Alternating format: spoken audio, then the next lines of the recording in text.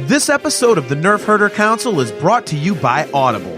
Visit audibletrial.com/NHC for your 30-day trial and a free audiobook download.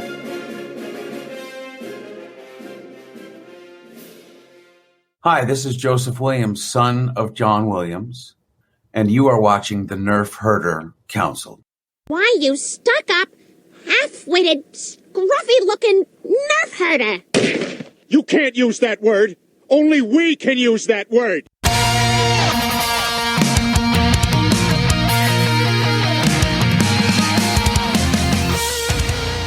You're tuned in to the Nerf Herder Council, your source for Star Wars opinion, conversation, and debate. Featuring your hosts, JT. Stormtrooper armor deflects everything except Orback hooves. They're like a horse version of Thomas the Tank Engine. AJ. Yeah, Rebels is a lot like our show, where we think we have a good idea and then it just fails in execution.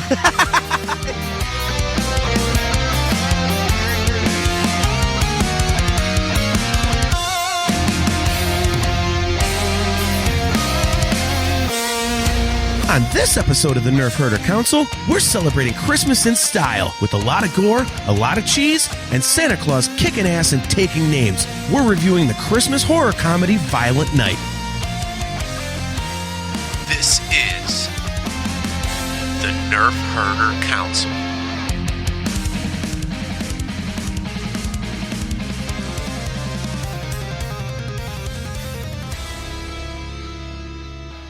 What's up, guys? Welcome to another episode of the Nerf Herder Council. We are live on Facebook, YouTube, for both the Virtual Cantina Network and the Nerf Herder Council. We are live at those four locations every other Wednesday at 8 p.m. Eastern Standard Time. If you are watching on YouTube, please do not forget to click that like button, click that subscribe button, and smash that notification bell so that you are notified every time we go live. We are brought to you by Audible. Go to audibletrial.com/NHC for your 30-day trial and a free audiobook download. You can get customizable Nerf Herder Council swag, which we are going to get into in a minute here. We've got a very popular item coming up. But anyway, you can get your customizable Nerf Herder Council swag at shop.nerfherdercouncil.com.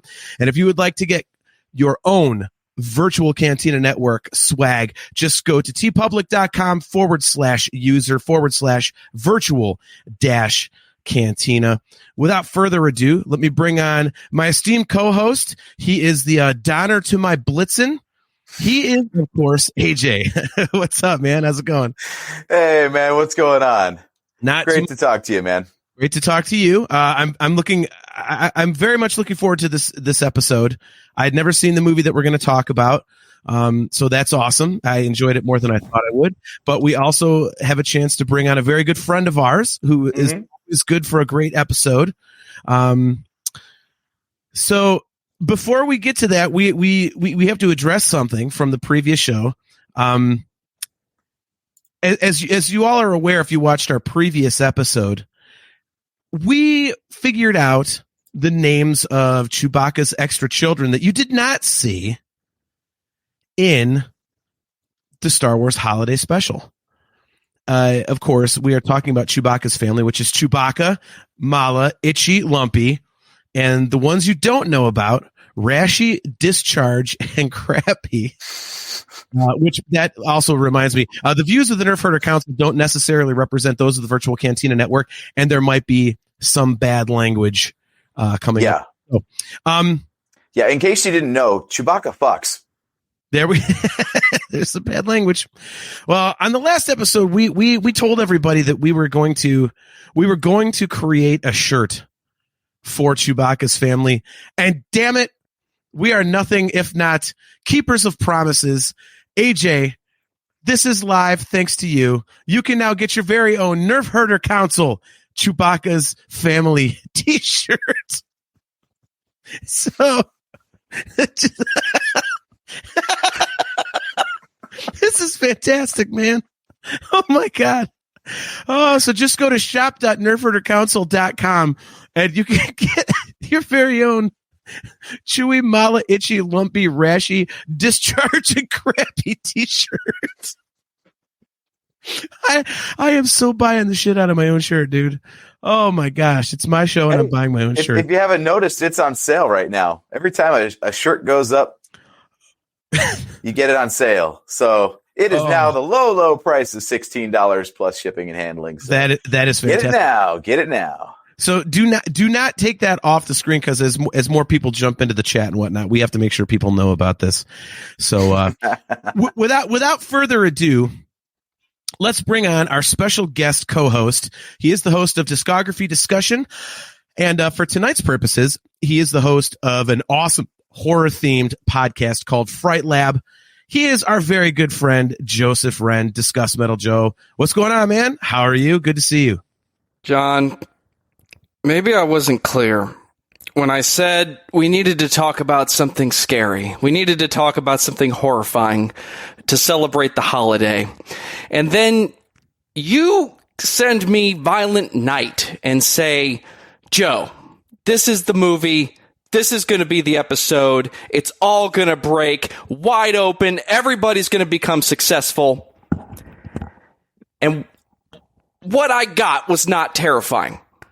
I didn't say it was going to be terrifying. You're putting words in my mouth. What I got was Santa Claus the movie doing a Die Hard with John Leguizamo as the bad guy. I loved it. Right? And you got Beverly D'Angelo as a total bitch. She had some of the best lines.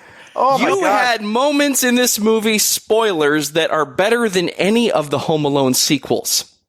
Well, it's better than Home Alone, too, because that movie is so ungodly overrated. I mean, it's a thing, right? If what you want is the actual Santa Claus getting a pretty brutal backstory, almost like God of War with Kratos, like, no, this guy was bad. And guess what? Now he gives toys to kids. Yeah. Has his bad Santa moments, too. I mean, I really enjoyed this movie. I'm ashamed to say, if there is a Christmas tradition, it deserves a modifier, especially after the kids go to bed. If this is not on your list of pour eggnog, drink every time X happens, it needs a drinking game. That's how awesome this movie is. I really had fun with this one. Well, the movie that we are discussing, of course, is Violent Night. It came out last year in 2022. Yeah, I mean, why don't we just jump into this? So you liked it. I enjoyed it. I actually watched it 2 nights ago, and then I rewatched it today at the end of my shift. While I was working, I kind of put it on my tablet while I was doing some, finishing up stuff because I'm off work for the next 12 days. Hallelujah. And it's like a goofy, entertaining, just crazy idea that actually has a little bit of heart, to it. So what is a really good, whatever you want to call it, brutal holiday film. I mean, did I need Santa Claus demolishing people? No. But now that I have it, I really had fun with it. AJ, what did you think about it? I thought it was friggin' fantastic. This movie was fun from start to finish. It was hilarious. I told you. So behind the scenes, guys, I watched this movie last night. JT called me as I was only like 35 minutes into the movie. Nothing horror or gory had happened yet. It was all comedy. I could have done a whole movie of that. And then when everything starts breaking loose, I was like, I could do a whole movie of this too. So not the same thing. Like either way it went, it was a home run. Yeah. Yeah. I wouldn't call it a sleeper hit because I think it was pretty popular when it came out, but I still don't think it got its props. Did you know in the first 5 minutes that you were going to have a good time? Because when it started off, I thought this was Bad Santa 3, right? Like a mall Santa is off work and he's getting a beer and he's just, I'm going to be the hero that murders everybody. No, we're going to actually make him Santa Claus. Yeah. Yeah. And actually I had that in my notes as I was watching. I was like, better pre-title puke. I smile in general when I talk about these things. Generally, when I'm on camera, I smile too much, but I'm really excited that I got to watch this movie. Blu-rays have been ordered. Notice I said Blu-rays. Nice. Yeah, dude, I had read reviews of it last year, so I knew what I was getting into. And the reviews were generally not great. I think that's because I think people just take it too seriously, which is not anything that should be that surprising.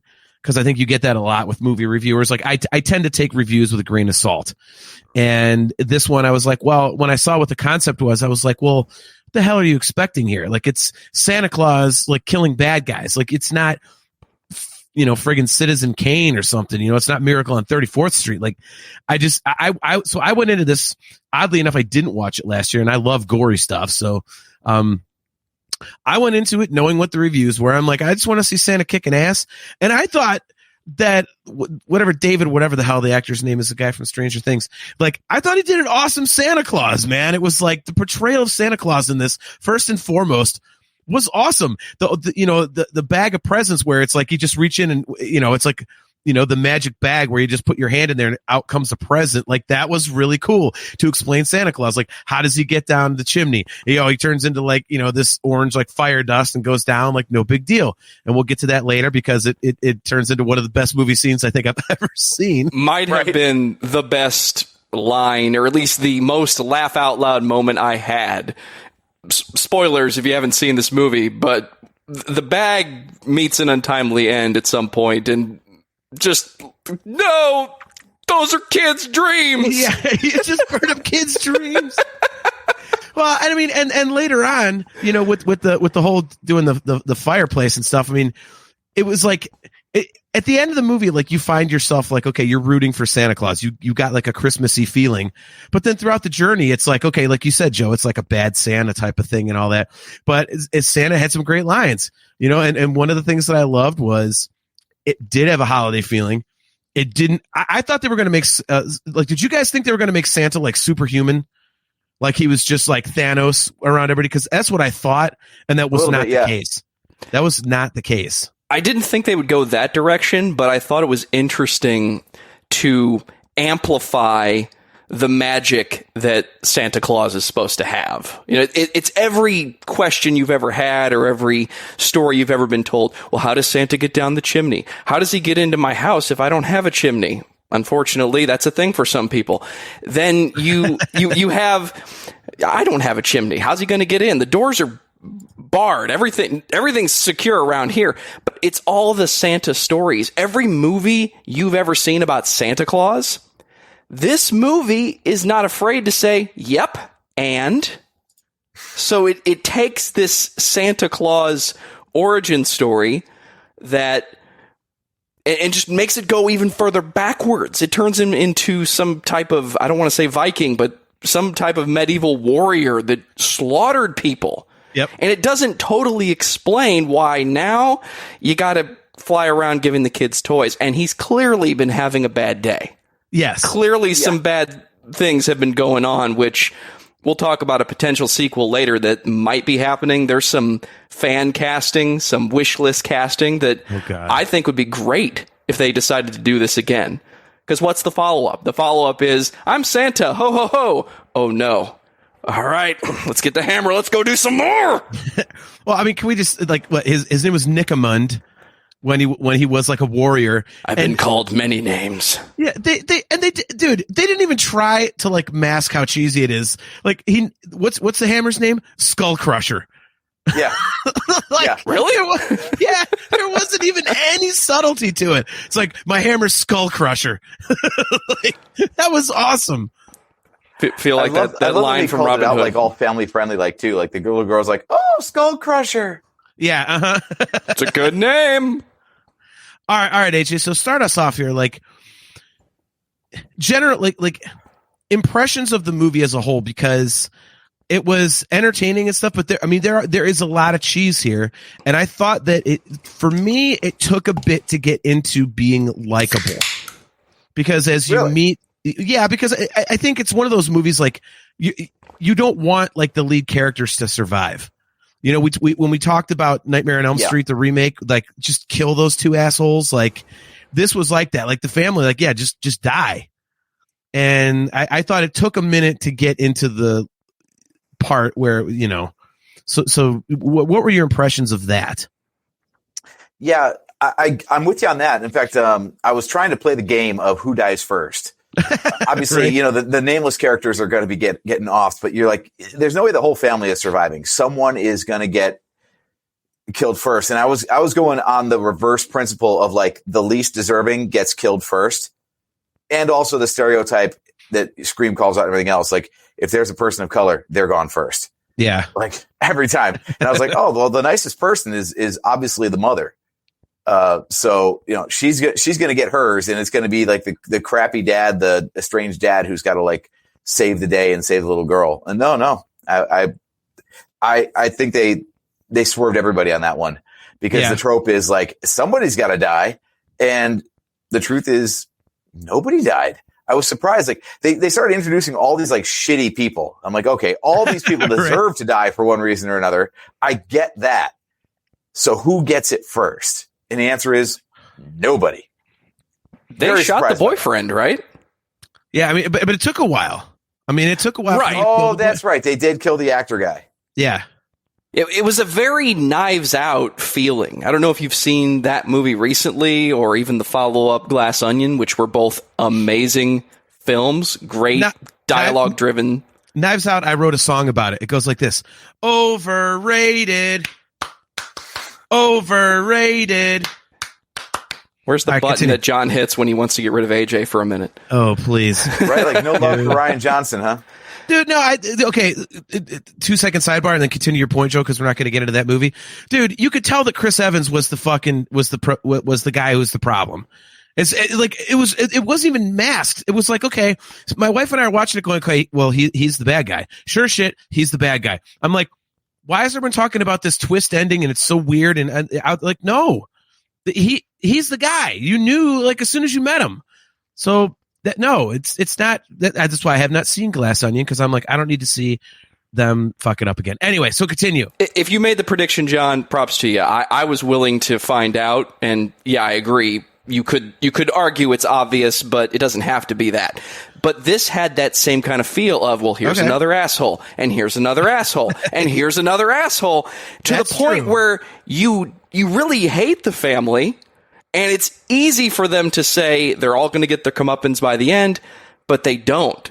They make it through, and they come together. And it's another one of those Santa tropes where at the very end, oh, the family's going to come together. Miracle on 34th Street. You've seen this movie. Right. This movie might be the most recent epic example of, I need a trope from every holiday film that's ever been made. How do we fit all of this into a movie? Well, maybe we put a Die Hard idea in there. Well, that's not really a Christmas movie. No, people think it is. So who are we going to get to play the bad guy who dies in the end? John Leguizamo? Yes! Yeah. Bring it on! Everything about this movie is entertaining. I wonder if they made it for the adults. For people that have been seeing the same holiday films. It's a tradition now for half a century or longer with some of these films. And I'm not saying that's a bad thing, but can we make something that'll just shake it up a little bit without forcing us to make up anything new? You could pick out all of your favorite tropes while you're watching this movie, and they're all going to happen, and they're all going to be turned up a little bit, and they're all going to be left turned a little bit by the end. And yes, it's going to end the way you want it to, because halfway through this movie, or maybe a third of the way through this movie, you want it to resolve and everything to be okay. Did I want Santa Claus to go on a rampage with a hammer? No, but I thought what I was going to get was Santa's had enough and now the family's got to defeat Santa. I didn't look at the trailer for this movie. I wanted to just watch it. I wanted to I went to the theater and I have $10 and look at that. I don't know what that is, but I'm going to get a beer and I'm going to watch it. And what I got was exactly the opposite. Maybe that's what really did it for me, was I had no prep. Just violent night. This looks like shit. It's not. It kind of is, but it's the kind of shit I like with 2 beers and a really good steak. Nice. And by the way, we have to stop saying Santa with a hammer. It's a goddamn 40-pound sledgehammer. Okay, like we need to be clear. I'm sorry. What was the second word there, John? Goddamn. So Yeah, like, I mean, it's Santa with a 40-pound sledge. Like, I mean, seriously. More mace-like. I see where you're going with that. It's more of a Santa wielding a mace. Well, I mean, to me, like, the movie was already getting really good. It was, like, interesting and everything. The booby traps thing, we'll go through this. Like, AJ, you're really good at bringing up points like that. But, I mean, AJ, I don't know about you. When he's in that shed and he's like, I just want to see Mrs. Claus again. And his wedding ring, he drops it and it rolls and it ends up hitting the hammer, the sledgehammer. I was like, oh, fucking here we go, dude. Oh, yeah. Like, again, a subplot about Santa's just not having a good day. And even when he's talking to the little girl, like, no, it's been a long time. Adults have problems sometimes. Sometimes it's not easy when you're a grown up. And it's the most Santa response. He hadn't fully redeemed and done the Santa spirit, the always great. That happens later on because it's a crescendo, right? It's good storytelling. But at that point, he's just bearing his heart. Like, you get the impression that Mrs. Claus either walked out or told him to get out. Like, I don't know what happened yet. Again, there's some fan casting going on here for a sequel where, well, can we get Mrs. Claus in the movie and can Charlize Theron play it? And I'm like, I would watch that. That would be interesting. Wow. Okay. Right? Oh, I need that. I need that in my life for sure. I forget what the name of the movie was. It was a Netflix movie, Christmas movie starring Kurt Russell in the first one. Oh. And isn't he in the second one too? He's in the second one too, but he brings along Goldie Hawn as Mrs. Claus. So he plays Santa Claus in the first one, and in the second one, Mrs. Claus comes in as Goldie Hawn, and they're married in real life. And he drives like a red Dodge Charger or something like that, or Dodge Challenger. It's like badass Santa, basically. Christmas and that's what Chronicles, I feel like here is like Christmas Chronicles. Yes, love those. I feel like this is ripe for a sequel for exactly that reason. Bring in Mrs. Claus. I want to see Mrs. Claus with a sickle. Like, she cuts the shit out of people after, like, Santa's busy, like, skull crushing people. Yes. It's so awesome, man. I'm 100% okay with this. Whatever it is. All right. So I'll ask a couple Rudolph questions. has a laser nose. Like, burn him, Rudolph. Everybody's just armed to the teeth. Well, dude, look, if they could do it in those horrible Fast and Furious movies, which started out as like drifting movies and ended up with like, where they're at now with like 10 of them. And it's just like the most outlandish shit ever.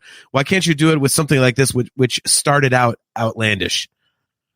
I mean, okay. Yeah. That was one of the other points I was going to bring up is like, they knew what movie they were making. Like, everybody involved, they weren't trying to win an Oscar here. They were like, let's make a cheesy friggin' movie. And it comes out awesome for it. Yeah. I mean, did it take anything away for you guys? I'll start with you, AJ. Like, did it take anything away that the family, they were supposed to be, I guess, the protagonists, like, alongside Santa, like, were so unlikable?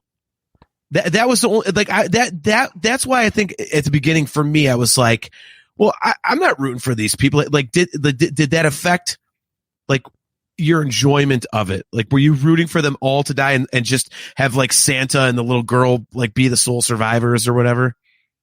At first it did, but once they got their chance to go on the offensive, you hated the bad guys so much at that point. You're like, yeah, I want to see these, especially because by that time you've seen enough people die. You're like, blood's going to explode out of people's bodies like water balloons, and I'm here for it. So I don't care who wins this fight. I just know that I'm going to have a good time. So, right. Yeah, by the time they got to get their licks in, I was like, oh, this is hilarious because they're terrible people and they have no fighting skills, but they're going to win. You just know it. Joe, what about you, man? I didn't want the family to die, but they subverted my expectations enough that I expected something like that to happen. Every opportunity they have to say this family's absolute trash and you're going to die, up to the point where their quote kill squad shows up. Yeah. I didn't think they were going to that was the end of the movie, but they got me going enough where that 180 even set me up for, we're just digging the hole as deep as we can for the family. Yes, I wanted them to get some comeuppance for things they supposedly did that you don't have a kill squad and be a good person, right? Right. Like, I wanted I wanted the family to lose, but by the end, I was reminded that killing is bad, so nobody should be dying for anything, any of this. Like, I'm waiting for the cops to show up and take somebody to jail. That makes sense in this movie, but I think they just tried to move the target. I think that's one of the reasons why this is so entertaining. They keep moving the target of the bad guy. You don't know John Leguizamo is the bad guy until about a third or a halfway through the movie when it becomes about robbing the family. Because you think what he's there for is to steal the son. Like, you don't know, you have the idea, but you don't know the son is trying to steal the money. You think he's just trying to get away with his wife. And then you think, well, okay, so is John Leguizamo and his crew here to rob the house and take all the money, and then he can run away with the money and John's working for him? Oh, no. Just keep turning left. Every opportunity to lock in on what is it, turn left. Even when Santa goes brutal in the beginning and then has to run back in the room like a little child because, oh, they saw me. It's a giant build to the point, an epic fire-laden landscape battle between Santa Claus and the bad guy who hates Santa Claus should not be earned by the time this movie's over. Yeah. And the crescendos, they worked. Everything about this was fun. Everything about this was fun. So, no, at the end, I didn't want anybody to die. It felt like wrestling to me. Somebody gets choked out, right? The Undertaker's in the grave. He's buried alive. I don't care. I bought in so much. It didn't matter if you killed anybody. Right. Yeah, I think for me, like, it, this sounds really stupid in a movie like this, but the family was so, like, character-wise, what was paper thin. And I was like, oh man, this is even for the cheese factor, it was like, okay. But then as it kept going, I was like, all right, like, I'm into this. And I think it was, again, the presentation of the Santa, like, the acting was great. It was, like you said, Joe, like it's that bad Santa type of a vibe. But then he did kind of do the hero thing, and it was entertaining, and I was hoping for the family to die. I wanted to see him get smoked. It was great that the dickhead actor guy got smoked.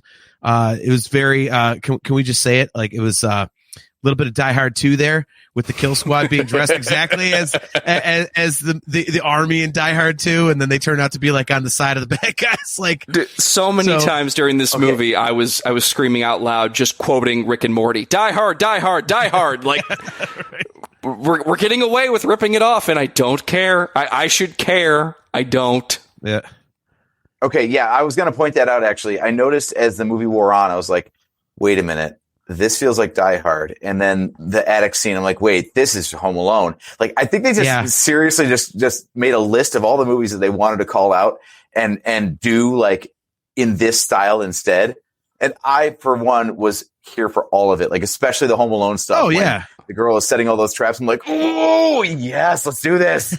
And it wasn't one, it wasn't two, it was... Wait a minute, are they trying to pitch me on a Home Alone sequel with this little girl? Like, an hour and a half of this? Right? Our buddy, go ahead. Sorry, our buddy Jeff Caffrey. Candy cane. Jeff Caffrey, like, I'm about to get there. Like, Jeff Caffrey, awesome to see you as always, man. He says, now I have a candy cane.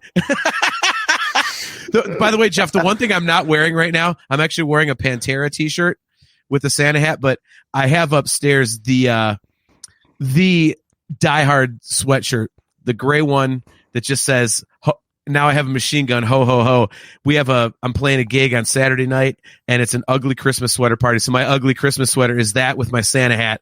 So I'm like the dead guy from the first kill in Die Hard. Anyway, sorry, go ahead, Joe. I had to get Jeff up there. So it's fine. Jeff is the man. I'm a fan of all guys named Jeff. I don't have my soundboard loaded up, but I could hit some buttons and it would totally make sense. What was your biggest pop in this movie? What was the top moment where yes? AJ, I'm starting with you. Oh man, you put me on the spot. I was hoping I was going to have time to think of something. I can take it, AJ, because I think I have three. Okay, well, I did call out one of the deaths, and it was one of the first ones. It's going to be the start of the eye. Oh yes, actually, yes. Oh my! Please tell me there's a picture of that we can pull up. Like, dude, it wasn't just that it happened. I'll get scrubbing through the rental. It was that let me get he started kind of lurching forward, like, I'm not dead yet. It's just a flesh wound. Did we all go? Because I was watching it with my wife, Steph, and we were like, "Oh my god!" And I went, "Oh, he's gonna plug it in. He's gonna plug it in." Did you guys do it too? I was like, "He's gonna plug it in." I didn't see the cord, but as soon as he did it, I'm like, yes, I knew it. I was like, there's no other way they're gonna kill him because he's getting too close. Santa's not doing anything. It's like he's gonna plug it in, and not only does he plug it in and electrocute the guy, but then his head catches on fire. That was the best. Yes, the head caught fire and just kept smoldering. Yes. I was like, this movie rules, man. It should not have been the moment I thought of the movie Green Mile, but I did. Oh, you're not wrong. You're not burst into laughter. Like, this isn't supposed to be funny, but it really is. Like, I'm waiting for something else to happen. Like, then he throws up. Just yeah, that was definitely the bad death of Edouard Delacroix from the Green Mile. Ooh, he's paid what he owed. Yes. He's even with the house again. I love it, dude. Oh, you just got banned from YouTube. No. See, AJ, I didn't play the video. I just displayed the image. AJ, this is for our audio viewers. Yes. We have the picture on screen of the dude with the star in his eye, which is awesome. I actually had three big moments. Obviously, the star we just talked about was one of them, but there were other two that were equal. I'll start, and if I had to rank them, I would say the star is number one. There's two number ones. I'm going to say 1A and 1B. They're tied. I will go with number two in that scenario, which is when John Leguizamo gets it in the chimney. Because he's kicking Santa's ass at the end, and then he's right by the chimney, and he does the little nose thing and goes up the chimney. But John Leguizamo, because he can't do it like Santa, gets dragged up the chimney. So Santa ends up standing on top of the chimney with basically only John Leguizamo's torso, because he just ripped him through the goddamn chimney. And he had basically a duffel bag of John Leguizamo. Yeah. Yes. And which is another thing. And then I'll get to my number 1A or B, whatever you want to call it. Dude, when Santa got some awesome kills, I think it might have been my favorite part of the movie. When he shoved the grenade down the dude's pants, trying to shove and runs away. And it was like special delivery, and he's walking away, and you see the guy behind him in the distance, struggling with his pants, trying to get the grenade out. And it went on forever. And he's facing the camera, and he's did he forget to pull the pin? What's going on, Pop? Well, we know he pulled the pin, but he's facing the camera, and he goes, "Well, I gotta watch." And he turns around, and the guy blows up. I'm like, yes.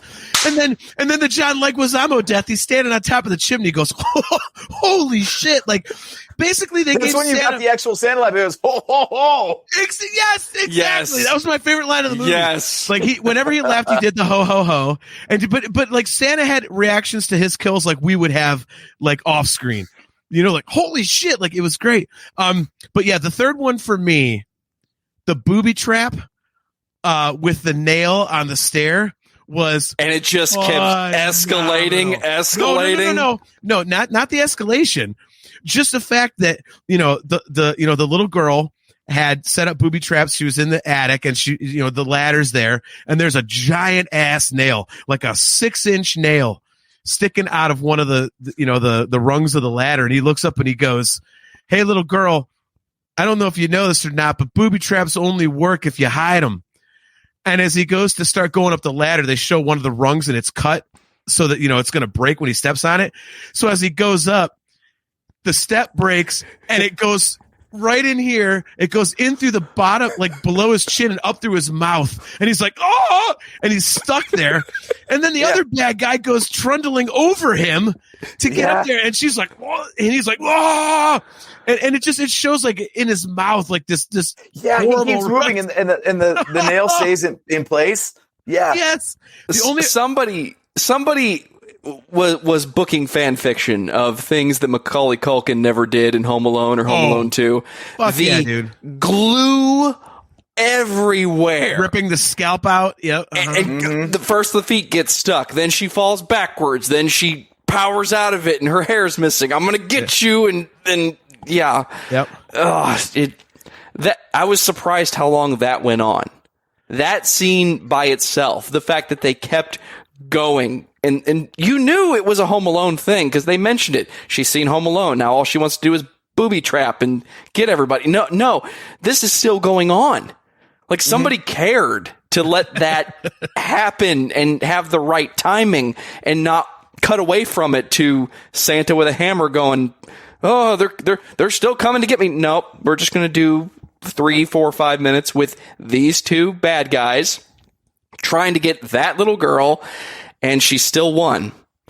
I had so much fun with this movie. See, my top kill was, since you took the rest of the good ones, I'm going to give a props. I'm going to give a mention to Santa getting his groove. He's starting to knock people's heads off and bust people's knees out. And he takes the candy cane, puts it in his mouth.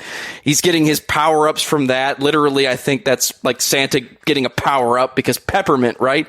Pulls it out because he's been working it over. All of a sudden, it's got a point and just sticks the guy right in the eye. Like, it's fine. We've all felt that. We've all felt that because I don't know about you guys. Do you remember those giant like candy cane sticks you used to get? They were like an inch in diameter. Old school, yes. And yeah, if you were just like work on that thing for a while, even a regular candy cane, if you don't do it right and break the tip off every so often, you end up with a spear. Like I have poked my cheek with it or my tongue, and I'm like, and I guarantee if you just work on one of those peppermint sticks long enough, what you have is a steak that could kill Count Dracula. Yes. And yeah, so like to use a candy cane as a weapon, I'm like, they already are. He didn't have to invent that shit at all. It's there for the taking. Well, and how about AJ? We'll get to the next point in a second. You bring it up here. We're talking about kills, but we'll finish with the candy cane. How great was it that it didn't break? It's a fucking candy cane, but he uses it like 17 different times. Like he shoves it in the one guy's cheek, then he's stabbing people in the leg. Like that damn candy cane never broke. And it was, and I'm like, quick question before we get on to my next question, which I want you to start with, AJ. But how many questions, John? Come on. When he was in the house to begin with, and he grabbed the candy cane and put it in his pocket, were you? Because I read the review, so maybe it was singular to me. But were you guys like, "Oh my God, that candy cane is gonna get used as a weapon"? Like, yeah, that in movie terms is what is known as Chekhov's candy cane. Okay. Nice. That didn't happen for me. I thought every time in the beginning, right? Because it's a bad Santa movie at that point, right? So he's grabbing the cookies, and then he grabs the bottle of whiskey, and then he grabs the candy cane. I thought this was just setting up Santa likes treats. Because they'd already sold me. Really? They'd already sold me that this was really Santa, though, with the sleigh and the reindeer. And he's just, I just like cookies. But later on, it's like the treats give him power. Like that's part of his curse or his magic. Early on in the movie, he makes a stop and he like straight up like he hates the cookie and then he drinks the milk and he spits it out. Like, I think he was just still like nauseous and hungover from the beer and everything. But yeah, like I thought that, yeah, like Bad Santa, except like he hates all the crap. He hates all of it. Because in the beginning, he like takes a bite and takes a little sip of milk. He's like he doesn't want any of it, but he's trying to do the Santa thing. Right. So I thought that he hated all of it. I didn't realize that was like a bad round, or if he was like still sick from the bar. Well, he did. he did say, like in the man, she's like, "Ooh, homemade." Like, and real quick before I get to my question, AJ, can we just all agree? Like, were you like as grossed out as I was? Like, you could just almost picture the flavor when he drinks the milk and he goes, "Oh, skim," and dumps it out, and then he looks back and he sees the bar. He goes, "Oh, the good stuff." And he pulls down that bottle of whatever it was. And he goes, "Oh, it's some pre-war shit." And he pours that pre-war bourbon or whiskey or whatever it is into that glass that had milk still in it. And he chugs. He's like, "Oh, yeah, that's." I'm like, oh. Like, could you imagine drinking that? Like, now that you say it out loud, I have to think about it. That was not good, dude. I knew it. All right. So let me get to my question here, because Joe keeps making fun of me. So AJ, I'm going to start with you. Mm-hmm. Talk about the quality of the kills. I'm not even going to ask you, do you like the kills in the movie? I'm going to ask you, how awesome were the kills in this movie? Dude, okay, so here's what the kills had going for them. It knew it was not a horror movie. Like, a horror movie is going to have like the black blood, the super viscous blood. Yes. This was like cartoonishly syrupy red blood. Yes. So no matter what the lighting was, you saw this stuff coming out, and it was thick. Like, oh my God, that's what was actually going through our veins. Like, we basically have like Mrs. Butterworths going through our system. Hey, like, when the dude gets in the neck, when the dude gets the icicle in the neck, and he's like laying sideways and like pools and just like takes that long to like flow over his face and everything, I'm like, there is no way in hell that's blood. But you know what? It was fun. It looked great. Yeah. So they knew what they were doing. It was just over the top. This was gore personified. It was not horror. This is it feels very moist. That's a term I've heard used and I've adopted. It just feels wet when you hit someone in the face with a sledgehammer and this thick goo just goes everywhere. Smack. It's Rocky Balboa with the meat in the freezer. Just So our good friend Mimar, always great to see you. She says, "That's what happens to your blood when you drink dirty milk cut booze." Mimar, 100% on point. You win the chat tonight. That is 100% on point. Yeah, I think for me, and then I want to get your take overall, Joe. But I mean, for me, the kills were great. Like when I watch movies that are supposed to be gory, or it's supposed to have kills and whatnot, especially ones that I know are supposed to be cheesy. Like, I want to see some goofy shit. So killing the dude with a star, and then when I was like, oh, he's gonna plug it in, that was amazing. And not only was it amazing, but then like I said earlier, not only that, but the head catches on fire. Like they doubled down on it. You know what I mean? I love that. Like, yeah. You guys were talking about the blood. Well, the guy that got the nail through the bottom of his chin, he when he fell back, he fell on that board of nails. It was like a total Mick Foley, Terry Funk moment. So and he pulls one out of his ass and it just pours thickly out. Like, that was great. But yeah, then he, and I mean, dude, that right there is another example. So he, this guy that already had like the nail through his chin, then he pulls the nail out of his ass and he holds up the nail and he's looking at it. And of course he holds, all right. You're giving me the hold on, AJ. Okay, go. The nail in the ass. Can we pause on that for a second? Yes, we can. Because you have had some hand gore happen this year. Yes, and knee gore. So you know what happens if you get a deep cut in a fatty part of your body. Yes. And I've had that too. Like, I've got a steak knife wound right here from years and years ago. And I had like fat coming out my hand. My hand meat was falling out. And Dude, when he pulled Just that think thing about out, that for a second, did you notice it was everybody. almost like a zit? It was like, Yes, dude, yes. JT, it was like popping a zit, man. It was creamy. It wasn't the usual like viscous blood we were just talking about. It was like thick. Yeah.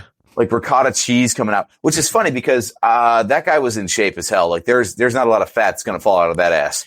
Well, but I like the attention to detail that, like, you know what? That's a fatty part of the body, and this thing is going to, like, you know, it's going to squirt like popping a zit. I was going to say, when you mentioned like the blood's like maple syrup, it's like having Mrs. Butterworth in your veins. I'm like, well, as a fat guy, I that's probably how my blood actually is, and it was, you know, and so. Do you get pancakes on Christmas morning, Wishes John? do come true, JT. You keep working on that. I'm making waffles. Dude. Oh my God. If you knew what I was making for AJ might be able to imbibe this year. My Christmas morning breakfast, I'm going to make some serious shit for the family. So, it involves filet mignon. So anyway, damn. So yeah, that guy, when he died, like, you know, he holds the nail up that he pulled out of his ass. And it was so good because you know it's coming. And it's like, he, you know, because, you know, the other bad guy upstairs, she's getting nailed with bowling balls, right? And he holds this thing up and is looking at it like way above his head. And you're like, oh God, how are they going to kill him with this nail? Because you know it's coming. Yeah. And they pay it off so good. Like the bowling balls are gone, but the bad guy upstairs, you know, gets out of the way, and there's one left in her way, and she just kind of like brushes it beside herself, and it goes down the hole and hits the guy in the hand, and he drives the nail straight into the center of his forehead. I was like, oh my God. I mean, there was that one, and dude, like I say, the whole scene with the sledgehammer, you know, the 40-pound sledge, we find, and he's just murdering all these guys, like, dude, just smoking all them with a sledgehammer. The ending kill where he drives the shovel into the dude's neck, and then the body falls, and the head's just sitting there like with blood spraying everywhere. Like, that was awesome. Like you said, there's a icicle death. I mean, the first one, like the dude falls out the window, was gored on a giant icicle, like, and like I said, the John Leguizamo death when he gets pulled up the chimney. Like, it's everything you would want from this being so cheesy and gory. It's exactly what you want. Like, and it just got progressively better. I'll tell you what, I was wrong on all the deaths. I was wrong on all of them. Really? Okay. Everything I tried to predict about this movie, I was wrong about.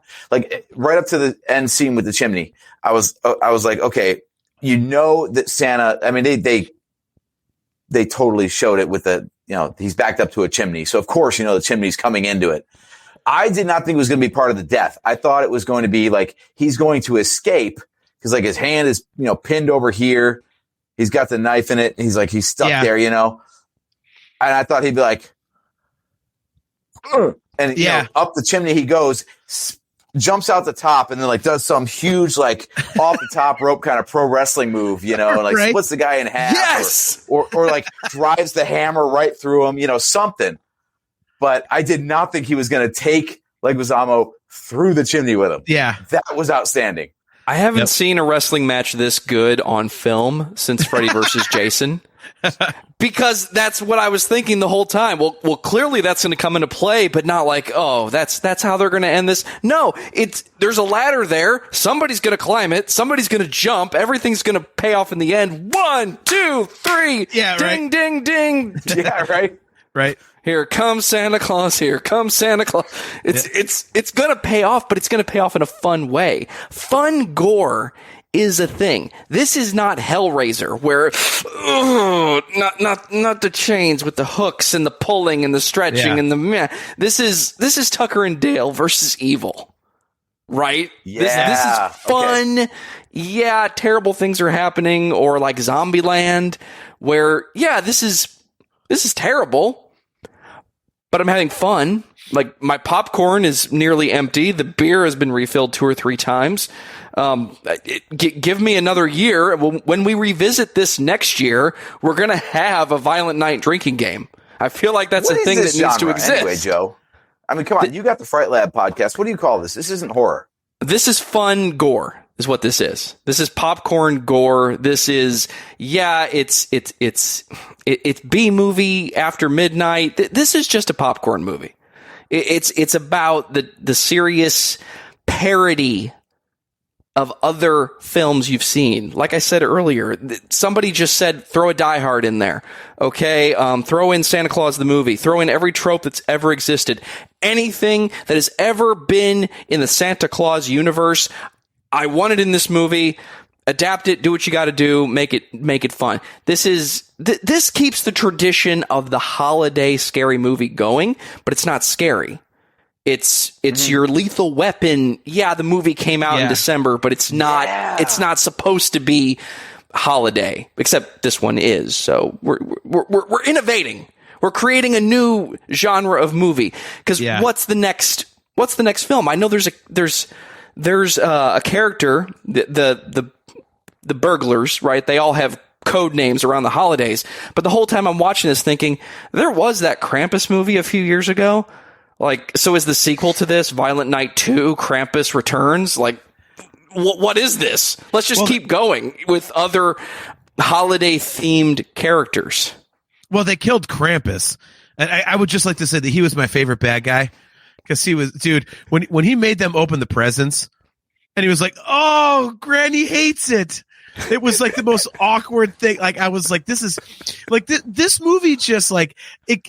I feel like this is going to be one of those movies. Like, I don't know how you guys feel, but like when I watched it the first time, I was like, okay, this is pretty good. All right, I'll take it. Whatever it is, what it is.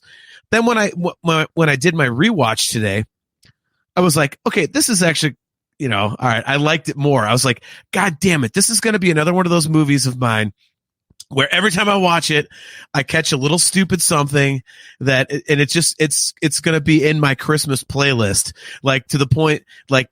My wife liked it, like I said earlier, I was shocked because I was like, as it started and we were getting into it, I was like, she's going to hate this. But she didn't. She like at one point, like I was like getting kind of drowsy and she's like, are you falling asleep at a time of night where she's usually dead asleep? But no, she was wide awake watching this movie. And so, Christmas Eve, we're going to get home from driving 2 hours away in Marysville, Ohio, and my stepkids are going to be here, and my stepdaughter's boyfriend, and I'm going to cook us some late night food, and we're going to watch fucking Violent Night. I'd be like, you guys got to see this shit, and we're all going to have some drinks, a little bit of spiked eggnog, as it were, and dude, I want some eggnog. Come on. We're not actually doing eggnog because that shit's gross. But anyway, like this is one of those movies I feel like is going to get better and better as you rewatch it because the cheese factor of it is amazing. But I think what makes this movie good. I mean, I love the fun gore, Joe, as you phrased it. But Torres, my good buddy Torres, good to see you. He says, I love your late night food. Yeah, I've grilled for Torres late night a couple times. And I'm getting to be a grill master, and Torres has definitely, he's had steak and burgers and stuff. I've hooked Torres up, man. Love you, Torres, man. Merry Christmas, brother. Tell Stephanie Ann I said Merry Christmas as well. Even though I'll probably see you on Saturday. Does the quality of the late night food go up the more you drink? No, it's dude. That's a whole nother episode. No, the tolerance of the late night food goes up the more you drink. Yeah. So we're gonna watch this movie. Like this. I think what makes this movie great is like, you have all the fun gore, like you said, Joe. You've got all this like cheese, but really, I mean, when you get to the end, and there are parts throughout the movie, like there is an emotional part to it. Which makes it really good because it is like, okay, well, it is Santa. Because part of you is like, oh, is that how Santa's magic? Is that how Santa got the presents? Like the magic bag. You're like, oh my god! And Santa uses it as a defense mechanism, almost like a bulletproof vest at one point, which is brilliant. But there's that emotional content to it that makes it an actual Christmas movie. Like there is like, okay, I can believe that this is Santa. Like I said earlier, like that he's mortal. He wasn't just Thanos. Like he took bullets and everything. And then, at the end when, he's dead and they bring him back to life by believing in Santa Claus. Like there's an emotional part to this movie that just makes it so good. That is Santa Claus, the movie. I'm sorry. What was that, AJ? I think that might be the Elf callback right there. Like I was trying to identify different parts of the movie that were like, what movie are they doing an homage to? And I just remember the sleigh needing like New York's belief, like moving the Statue of Liberty in Ghostbusters Part 2. And, Yes. and this felt like that, like, oh, Santa's dead. But if we just believe in Santa, See, that was Santa Claus the movie. movie They got the to sleigh me. moving. They fueled the sleigh with belief in Santa in Elf. So maybe that's the callback. I mean, I feel like they had a checklist of movies that they were going to pay homage to. But I think that Elf makes it had to good, be right, in Joe? 100%. I mean, like, Joe, doesn't that make it good? Like, because it's, when you can see the callback, but it's not so incredibly obvious, but it is there. Like, doesn't that kind of make it enjoyable? Because, like, it's a cheesy movie, but like, oh God, that's from Die Hard. Oh God, that's from Elf. Oh, Santa Claus movie. Like, doesn't that add to the enjoyment of this movie? Before you answer, I'm going to say, as we're talking about it and having watched this movie twice, I'm loving this more and more as I go. I'm buying this goddamn movie on digital. I'm buying it. Yeah. It's going into my collection. The answer is yes. And you can reference a film in your film, and that can take away from the experience. I don't know what the magic formula is for we're referencing movies that have been made before us, but this one actually puts it together well. I mean, most of the time when you talk parody, you're talking about a comedy. You're talking about a scary movie, or you're talking about Robin Hood Men in Tights, or a lot of things that Mel Brooks did. And that's okay, because that's what you want to see. Or Airplane, the big bus came up on the Fright Lab recently. Just trust me. It was a thing about shark exploitation and CGI sharks, bad ones. In fact, it was great. But it's this one does Don't fall down that rabbit hole. Oh shit! Okay, 100%. We get sidetracked a lot, so don't talk shark movies. There's an episode for that. Trust me. No, but it worked in this case because they reference, but they don't dwell. Maybe that's what makes this work. Is you never get the man behind the curtain winking at you like, yeah, that was Home Alone, right? You liked it, didn't you?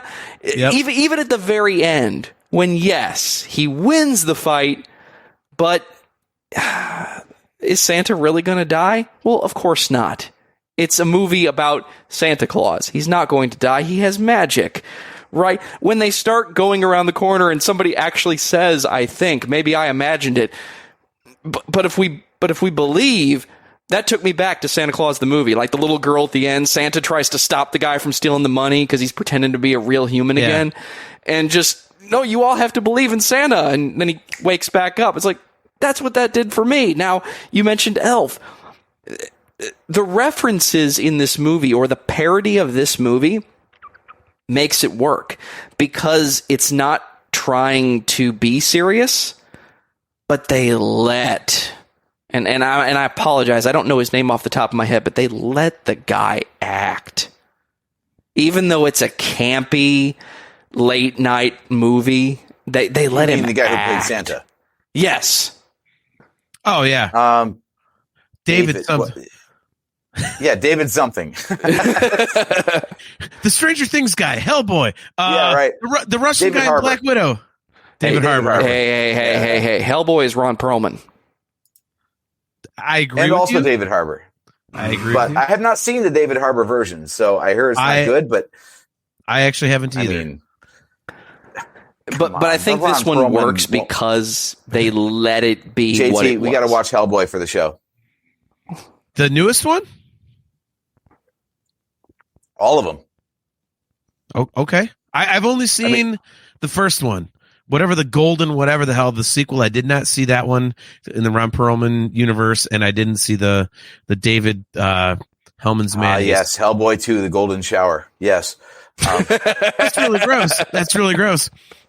Joe, sorry to interrupt you, but one last point. I thought that one of the best things about the movie, you mentioned the Christmas magic a minute ago.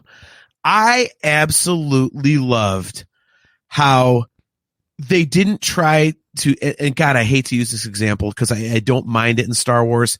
They didn't do midichlorians. It was, how does this work? Oh, it's Christmas magic. And Santa goes a couple times, even I don't know how it works. I thought that was absolutely fucking brilliant. That was so incredible. Like, it's like, yeah, it doesn't, and that feeds into the belief. It's like, you don't need to know how it works. It just does. Like, that's the magic of Santa. That's the magic of Christmas. And they explained it so simply by even Santa himself going, I don't know. Like, I loved it. I mean, AJ, I'll start. Go ahead, John. I'm gonna steamroll over you if you don't give it to AJ first. Oh, I'm well aware, Joe. Okay. Thank you. It's our show. I don't know if you know that. But sorry.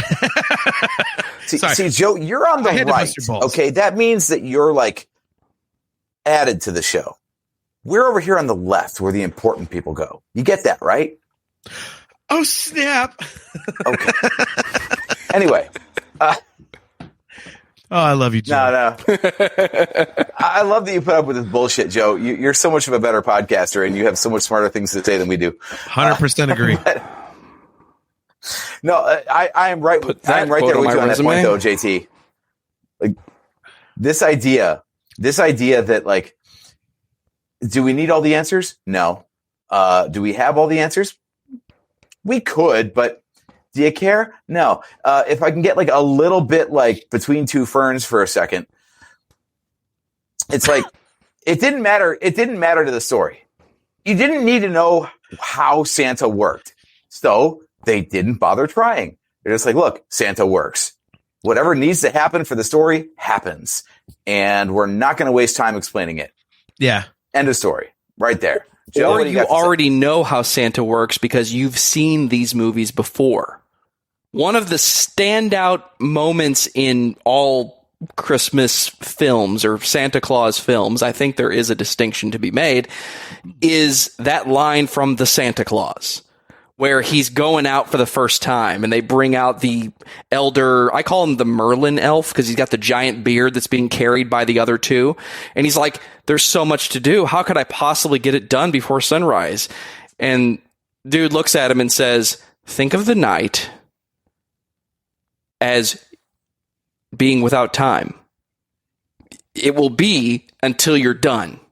So from Santa's perspective, he's flying around for a long fucking time. But we don't feel that because it stays night.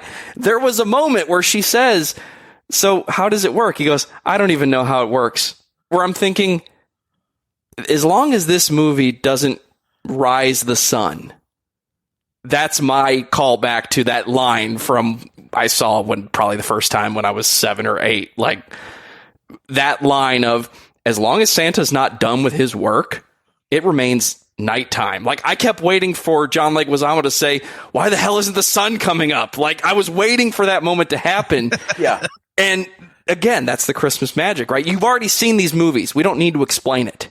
If you need it explained, go watch the movies that we're taking into headcanon here when we made this movie. Yes. I do have a question, Joe. And then we'll get into our closing here. Amazing conversation. So we've all seen Bad Santa. Amazing. One of the best Christmas movies ever. So disappointed in the second one, especially because it had Kathy Bates. Like, oh my God, like any movie with Kathy Bates. I was so afraid you were going to compliment that movie. Wow. No. Okay. No, I was. You're very more credit than that, AJ. Give him more credit than that. So. Well, AJ, go fuck yourself. But Joe, I have to tell you, we've seen Bad Santa. Okay, so I'm mentioning that first. You have mentioned the Santa Claus movie many times, so I'm going to paraphrase Bad Santa and say, "What is it with you in the fucking Santa Claus movie?" Just like they said in Bad Santa. What is it with you in fucking sandwiches? Like the Santa Claus movie with Tim Allen. I think there's multiple. Oh my God, are they bad? John, what the hell There's is wrong with 3 you? and a Disney you have Plus series. misheard. Oh. You have misheard me, and believe me, when I go back and watch this later, because I want to give you guys that view, I may have misquoted myself. You need to get to double digits, Joe.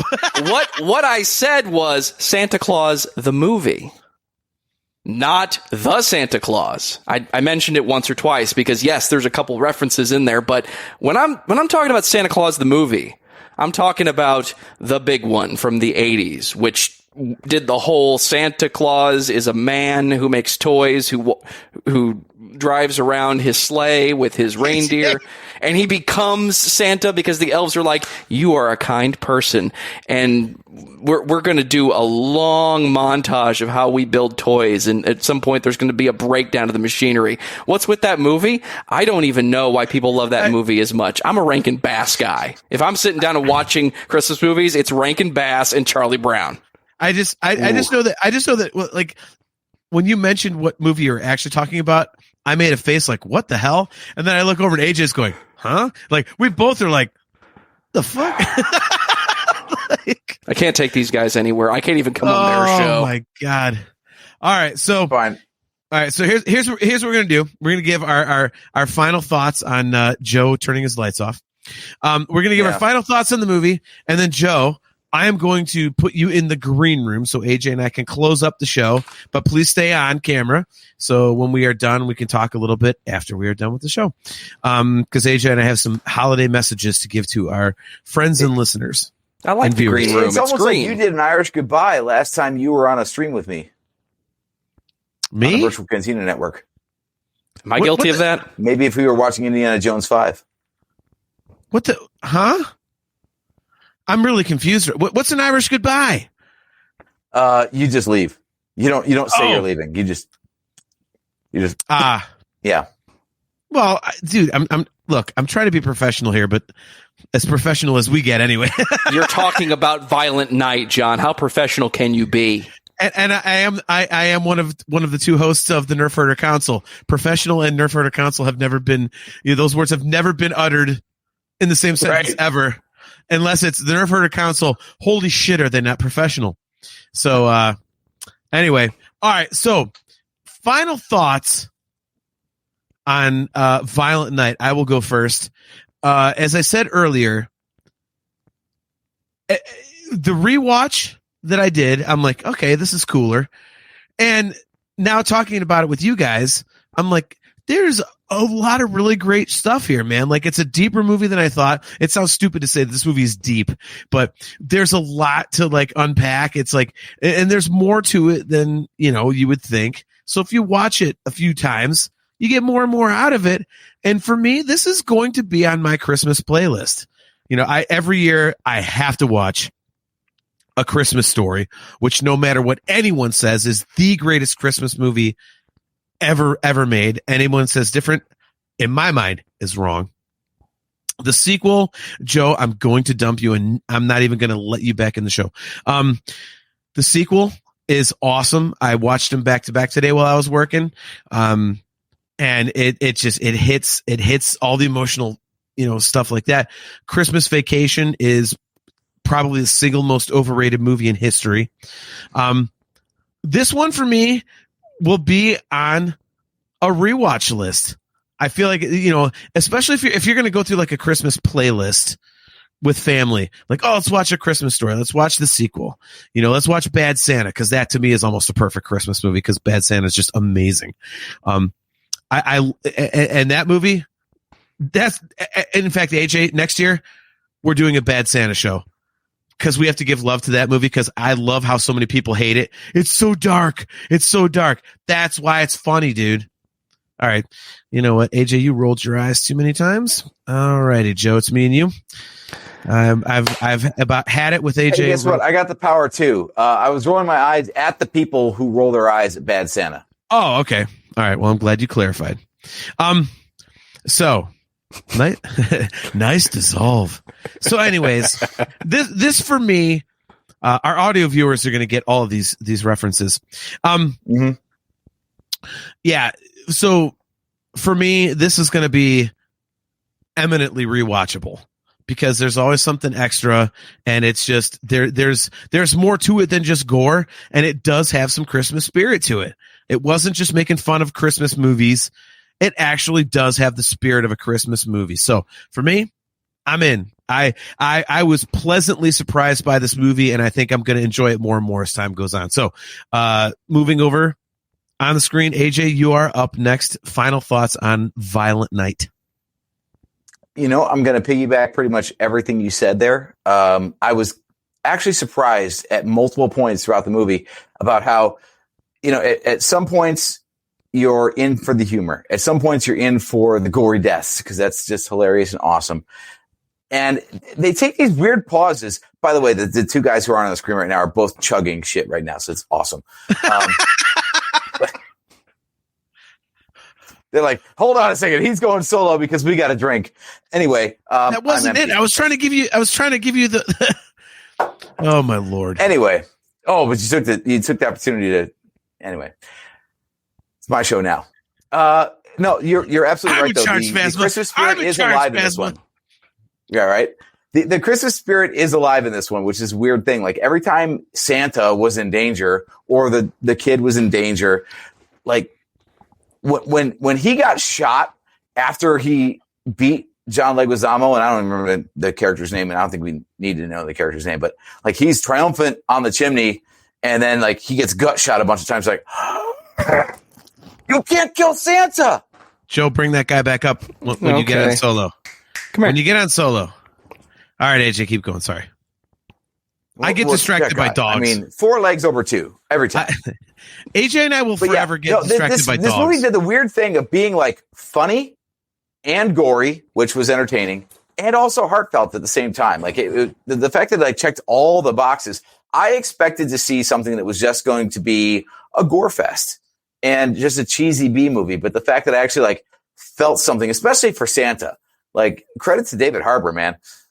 You actually gave a crap about what happened to Santa, even though you knew as a jaded ass grown up that it's Santa.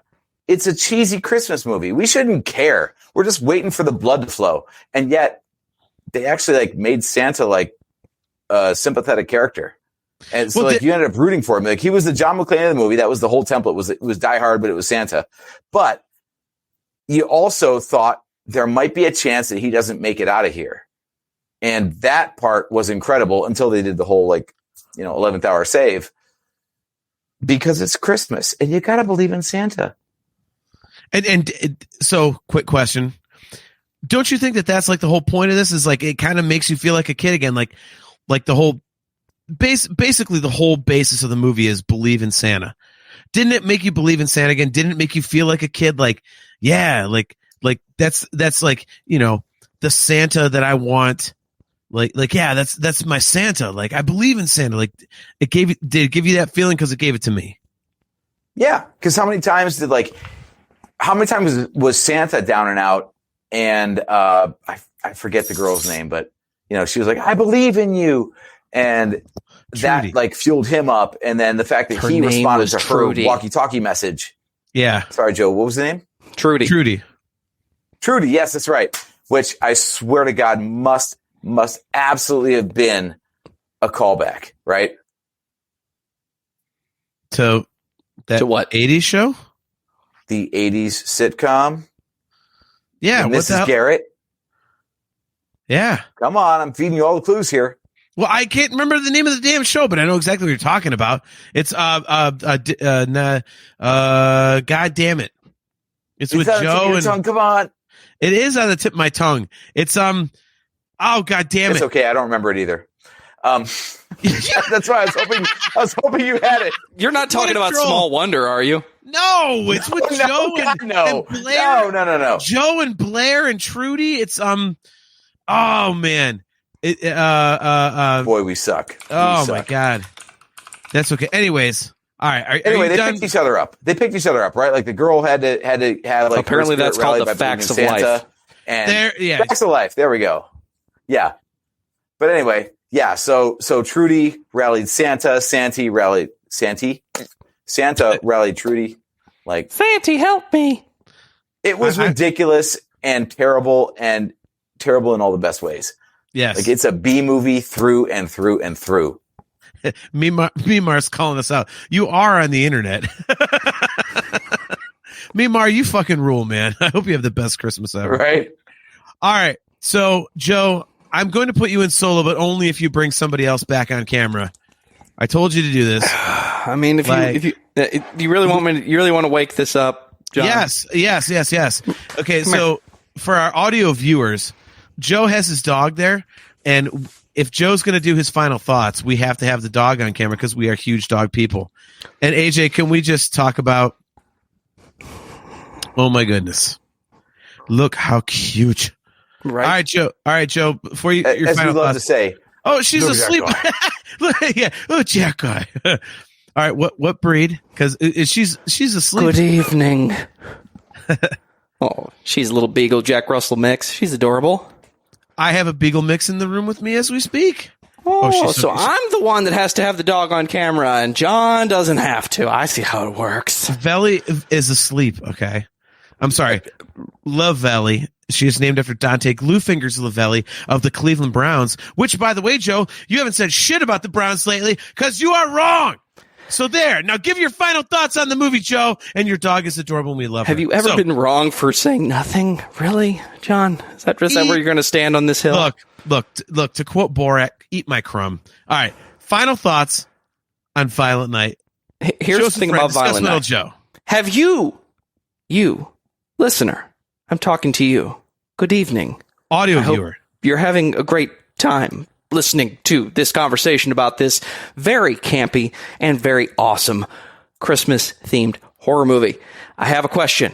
Have you seen every horror movie ever? No? Well, that's good, because that's probably not the topic of this show. But have you seen every Christmas movie ever? Yes, probably. I feel like I have. And I enjoy many of them. I enjoy sitting down and watching those traditions happen again. And I didn't think there was going to be something new that I would actually want to watch that was Christmas. Last year, we got A Christmas Story Christmas. That would have been enough. But this movie gave you all of your favorite Christmas time movies in one wonderful package. You have the bad guy. You have the bad family. You have the bad Santa. Somebody's trying to steal money. Somebody's threatening to kill somebody. And Santa has a backstory, and he's back for more. This movie is a gory fun time. If this is not on your Christmas playlist, it needs to be on your Christmas playlist when the kids go to sleep. Because when the kids go to sleep and you start pouring drinks, this is a fun time to have on the TV. John says he's buying it digital. I already ordered the Blu-ray. I'm going to be watching this every year, probably multiple times. I used to watch Bad Santa to be ironic because everybody wants to watch A Christmas Story. Everybody wants to watch Lethal Weapon, even though that's not a Christmas movie. It happens at Christmas, but you know what? It's a fun time. I'm going to let you have it. I feel like I need to watch this now to be ironic, because this is a really good time for anybody who has been watching Christmas movies their entire life and says, can I please, this year, can we get something different?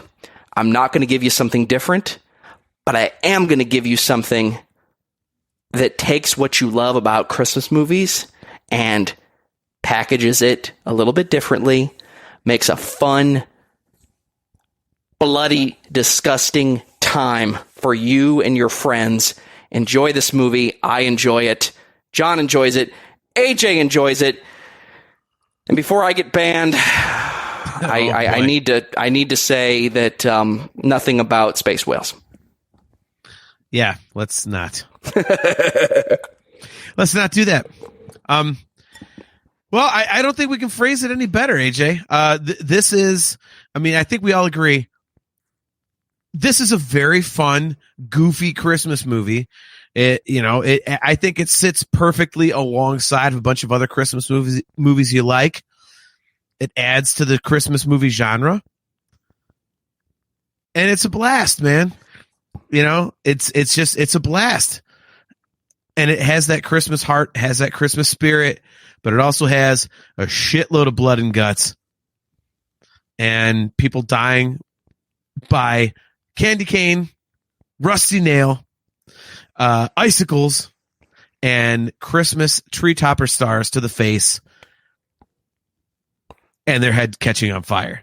So, I mean, what more can we say? Don't take this movie seriously. Have fun with this movie. Yes, exactly. All right, Joe. So before we boot you to the green room, so AJ and I can do our show close real quick, I believe we need to talk about your shows. So why don't we talk about discography discussion, talk about the Fright Lab. Let's talk about what you got going on, man. Here's the deal. The Fright Lab podcast. It's a podcast all about horror movies. Lucas and we get together. We watch very strange movies, and some movies you may have heard about.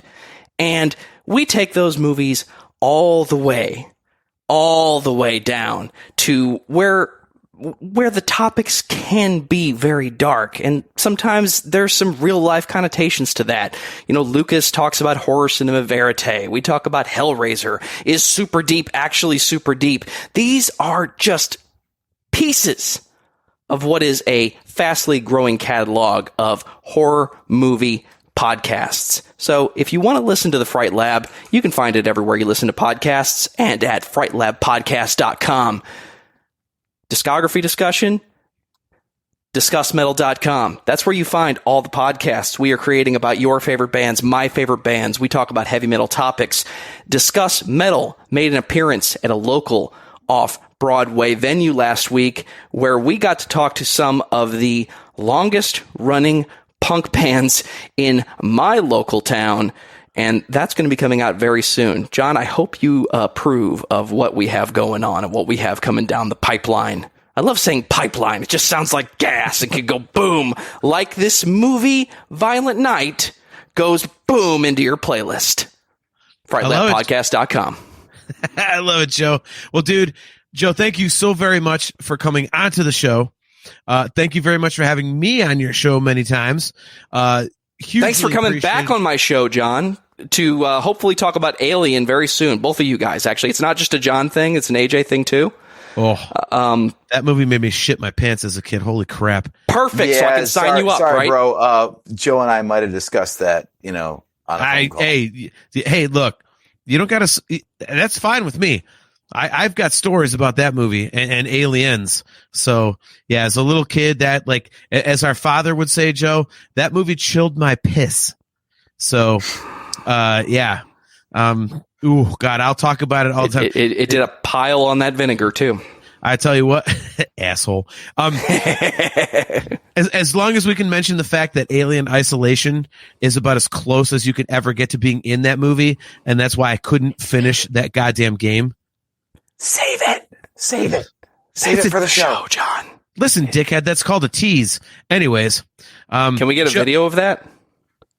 Of what, my piss being chilled? No. Playing Isolation, please. In fact, let me isolate myself for a moment. No, I got well played. All right, guys. So he is Joseph Wren, discography discussion, the Fright Lab.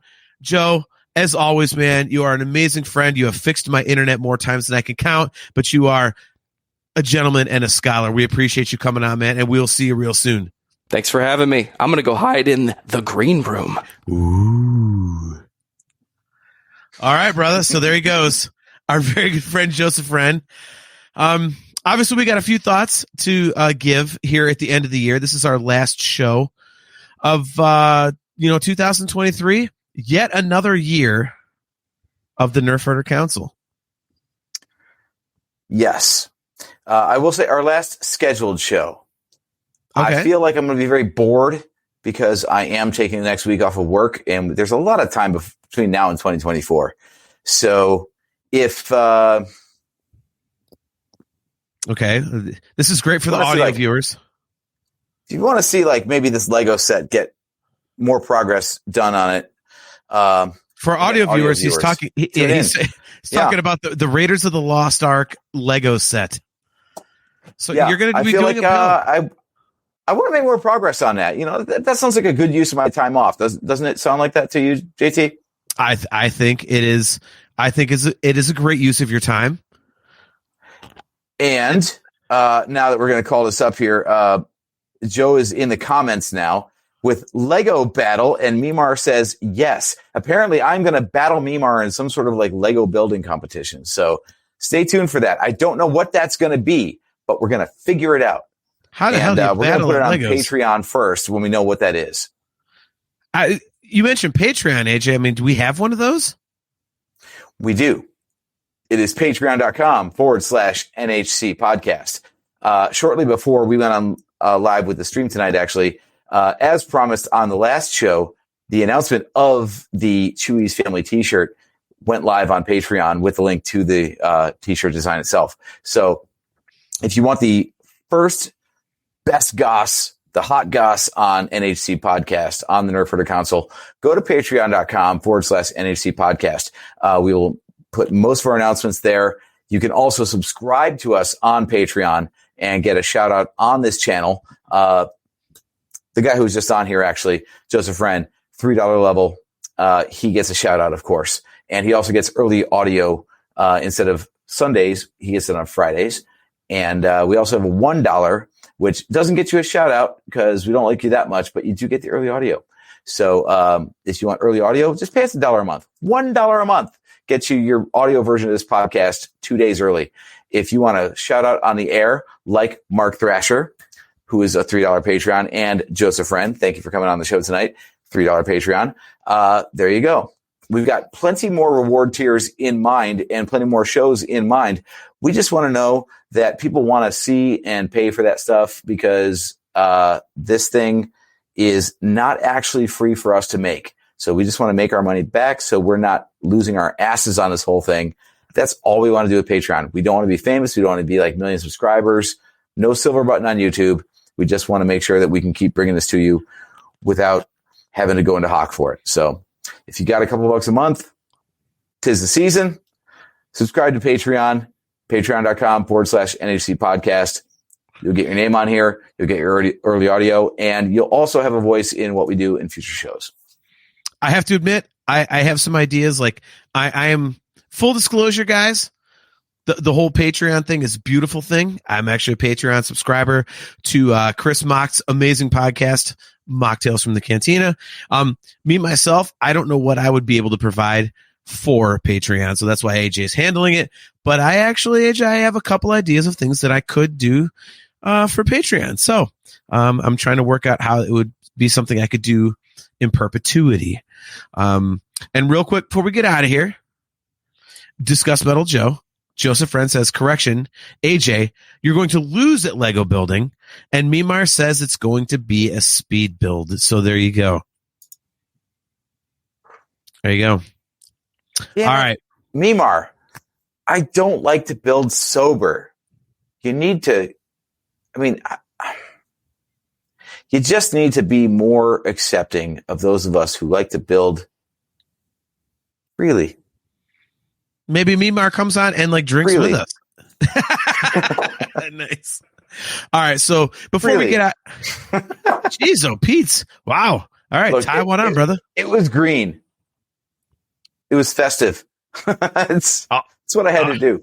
Look, I really can't comment because 2 nights from now on my music podcast, Talking Into Infinity, we have once a year we do what we call the fan hangout episode, and we get actually fans and viewers on to co-host with us. And my dumbass, eat my ass. So no, legit, I sneezed for no reason. Shut up. So my dumbass co-host mentioned something called a gorilla fart. It was like 2 years ago or something. It was the first year of the podcast. And I thought he said, this song is like a gorilla fart. And I thought he was saying it's a song that sucks. And he's like, no, the drink. And it's a shot. It's Jägermeister 151 and whiskey. And I said, you know what? That sounds so horrible. I'm going to drink that on air for the fan hangout. Well, this is year 3 of the fan hangout, and I get to drink that horrific crap Friday night. So, yeah, and the best part is, dude, like you do a shot, like you kind of have the shot face, like, a little bit of Like, I can't even hide how bad it is. If you go back and watch the videos of the 2 fan hangouts we've done, it like you can tell in my face, it's like, this is the most heinous shit you've ever put in your mouth. Like, hey, AJ, okay, I'm gonna solo myself here. That sounds really, really bad. That's one for the audio viewers right there. Yes, there we go. So literally, AJ, in my face, I drink. It goes like this, like, oh, it's like intolerable bad, so bad. But I lead on another liqueur since you're into the Jägermeister, and I just drank Chartreuse from France. The herbal liqueurs are big in Europe. There's one called Malort, which is big in Chicago. We're not. Yeah, I hear it's terrible. I just bought a bottle of it. Oh, Jesus. We'll try it soon. No, you know when you're going to try it? And then we'll get out of here. You're bringing it to Cincinnati next week. AJ and I are driving to Cincinnati. It's a 3.5 hour drive. We are going to Cincinnati next Friday to watch the Cincinnati Philharmonic play the score for The Last Jedi while the movie plays on the screen. This is the 3rd year in a row we've done it. The first year was Return of the Jedi. Last year, obviously, was The Force Awakens. This year is the brilliant The Last Jedi. You are bringing Malort, and we are drinking goddamn Malort, and we will find a way to do an impromptu live drinking of Malort. So there we go. Now, we do have a Twitter page, so maybe we'll put it on there. You can go live on Twitter. So we can go live anywhere. Yes. All right. So before we get out of here, man, because we got to talk to Joe off air. Guys, first of all, would love each and every one of you guys. This has been an amazing journey for AJ and I. Like, this is literally our first. We are just, days away. We're a few days after, actually, our 8th or 9th year anniversary with the show. We did our first episode, which was a reaction to The Force Awakens back in 2015. And here we are all these years later, still here. And, we do it specifically because AJ and I love to hang out. It's literally an excuse for me and my brother to hang out. But with my buddy Steve, like I'm Steve's, daughter's godfather. He was an incredible friend of ours. It's just crazy to be here this long, and you guys keep us going because all you people in the chat that just like jump in and everything, Joseph Wren, Mimar, all these crazy people, Kale McLeish, all you guys, like, we have such a blast hanging out with you guys. So, from me, I'll let AJ speak for himself before we get to our close here, but, I love you guys and I appreciate you guys so very much for tuning into this nerdy, goofy bullshit. I love you guys. Happy holidays and a very, very, very, very happy new year. AJ, your turn. Yeah, dude, it is unbelievable that we've been at this for coming up next year. When we do this next year, this time, it's going to be a decade. Isn't it crazy to think, like, we'll have done 9 complete years and we're like chiming into 10 years on this show. We are so immature. It's unbelievable that we just refuse to grow up. And it's not like a proud thing. It's just like we're just stunted, apparently. No, I'm proud. Exactly. Like, look at our stupid asses. You got a Pantera t-shirt on and a Santa hat. I got a Star Wars Santa hat and a bunch of angry ass gingerbread that none of them are happy because they all realize like what happened to them. Like, it's just progressive stages of unhappiness and pissed off. The cynicism just grows as the years go on, but it's more and more fun because, pop math question for you. How many fucks do we give? I believe the answer is 0. Correct. You know what? Be comfortable in your own skin. And this show is a highlight of my week every time it comes around. And the reason we're trying to expand and do more shows and how can we do like this and that is because we have so much fun with it. And it's because we've got you guys in the crowd doing it live with us, feeding us ideas. We can build relationships and everything. It's so much fun. So here's to 2024. Here's to the end of 2023. It's been a great year so far. We're going to cap it off with some good times. And next year is going to be even better because there isn't any reason you can possibly tell me to not have more fun than we're already having. 100%. Have a great rep to your year and stay tuned. 100% agreed, man. And one last big thank you to the Virtual Cantina Network. AJ and I, literally, we just do this to hang out, and they were gracious enough to ask us to join the network. And I hope that those of you that are tuned in, either live or on the YouTube feed, or if you go look up the audio version of the show, we hope you guys are having a blast with it. We cannot thank Spencer and John Chiato and Dave and all those guys, Mark. Like, we can't thank them enough for having us onto the network. It's, something we never thought would happen. It was just our little show, and now they've made it kind of, part of their big ass network. So, much love to them and so much appreciation. So with that, guys, happy holidays. It was great to see you guys again. We will see you in 2024. Kind of crazy to say. What the hell's the date going to be, AJ? I always forget to look this up, but I believe, if I am not wrong, the next date will be Wednesday, January 3rd. So we will be right back at these locations on Facebook and YouTube of not only the Nerf Herder Council, but also the Virtual Cantina Network, as well as our Twitch page. We will be at 8 o'clock Eastern Standard Time on those five. Why am I so bad at the goddamn outro? I'm going to reset. You're better than I am. I suck at this stuff. God sakes. It's you know what? It's just in my head. So I'm going to start over. Guys, we appreciate you. We will see you on Wednesday, January 3rd, 2024 on the Facebook and YouTube pages, channels, whatever you want to call it, of the Virtual Cantina Network and the Nerf Herder Council, as well as the Nerf Herder Council's Twitch page. And don't forget, guys, you've got to go to shop.nerfherdercouncil.com to get that Chewbacca's family t-shirt. It looks amazing. It is hilarious. And you can get any number of customizable Nerf Herder Council items at that location. Our audio viewers are going to love this. But for those of you watching live or watching on the replay, here is the Chewbacca's family t-shirt. It is on sale right now for $16. It is the funniest damn thing you will ever see, at least for the next 6, 7, 8 days or something. But anyways, so if you want some customizable Nerf Herder Council swag, go to shop.nerfherdercouncil.com. If you would like to pick up some Virtual Cantina Network swag, go to tpublic.com/user/virtual-cantina. And you can get their stuff there. If you are watching on YouTube, click that like button, click that subscribe button, hit that notification bell so that you are notified every time we go live. And as always, we are brought to you by Audible. Go to audibletrial.com/NHC for your 30-day trial and a free audiobook download. Guys, wishing all of you the most incredible Christmas or whatever holiday you celebrate, the happiest of holidays. God's blessings to you and your family and friends. Man, we will see you in 2024. So, one last time in 2023, I'm your host, JT, at Dog Pound Jedi. He is AJ. At Drake Adams 579. Guys, we will see you next year.